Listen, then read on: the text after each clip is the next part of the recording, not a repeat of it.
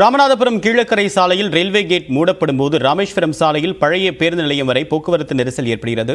இதனை சரி செய்வதற்காக கட்டப்பட்ட ரயில்வே மேம்பாலம் இன்னும் திறக்கப்படாமலும் உள்ளது.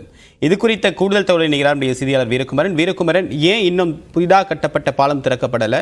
என்ன சிக்கல் இருக்கு? ராமநாதபுரம் கீழக்கரை தேசிய நெடுஞ்சாலையில் ரயில்வே கேட் ஒன்று உள்ளது. இந்த பகுதியில் ரயில்வே கேட் போடும் பொழுதெல்லாம் ஒரு 1/2 கிலோமீட்டர் தொலைவில் போக்குவரத்து நெரிசல் ஏற்பட்டு பெரிய ஒரு செய்தி பாதிப்பு இருக்கிறது. இதனை நிலையிலே கடந்த 2018ஆம் ஆண்டு 30 கோடி ரூபாய் செலவில் ஒரு ரயில்வே மேம்பாலம் கட்ட திட்டம் வகுத்து அதற்கு பணிகள் துவங்கியது. அந்த பணிகளில் நிலங்கள் கையகப்படுத்துவதில் தாமதங்கள் பயங்கரமாக ஒரு சூழல் இருந்தது. அந்நிலையில் சென்னை உயர்நீதிமன்ற மதுரை கிளையில் வழக்கு தொடரப்பட்டு அந்த பணிகள் ரொம்ப தாமதமாக நடைபெற்றது.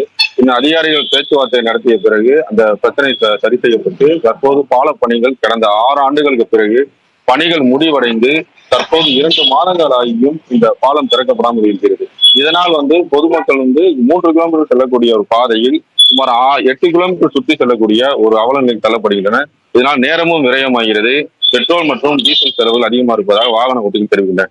இது குறித்து இப்பகுதியில் இருக்கக்கூடிய பொதுமக்கள் நம்முடன் இருக்கிறார். அவருடன் தற்போது கேட்போம். சார் வணக்கம். இந்த பாலம் கட்டப்பட்டு 6 ஆண்டுகள் தாமதமாக கட்டப்பட்டு 2 மாதங்கள் முடிவடைஞ்சிருக்கு. தற்போது ஏன் திறக்கப்படாமல் இருக்கு? இதனால என்ன பாதிப்பு வருது? அதாவது இங்க இருக்கக்கூடிய இந்த ரயில்வே பாலம் ராமநாதபுரத்திலிருந்து கீழக்கரை கன்னியாகுமரி வரை செல்லக்கூடிய ஒரு பிரதான சாலையாகும்.